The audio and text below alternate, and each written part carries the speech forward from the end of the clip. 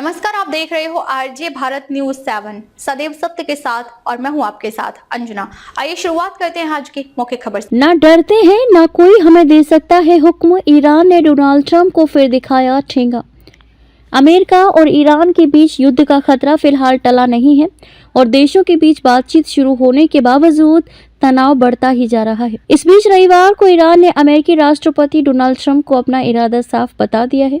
Iran ने क्षेत्र में बढ़ते अमेरिकी सैन्य हमले के खतरे और नए प्रतिबंधों के बावजूद कहा है कि अपने यूरेनियम संवर्धन कार्यक्रम को नहीं छोड़ेगा। ईरान ने यह भी कहा है कि वह दबाव में झुकने वालों में से नहीं है और कोई भी दूसरा ईरान पर हुक्म नहीं चला सकता।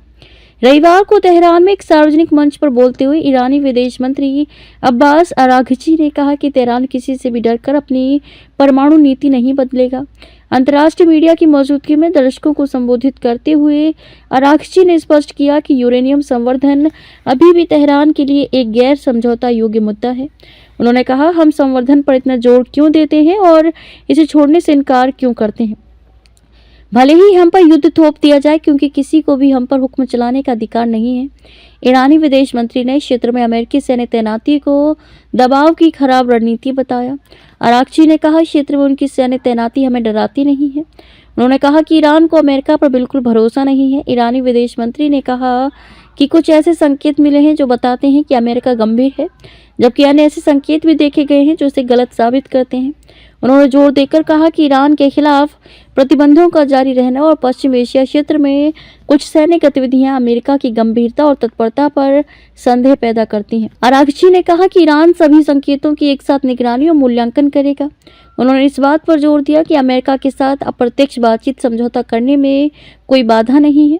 हालांकि उन्होंने ये भी कहा कि बातचीत की विषय वस्तु से संबंधित मुद्दे जैसे अमेरिका की अत्यधिक और अवास्तविक मांगे और अनुचित दावे ही असली बाधा है।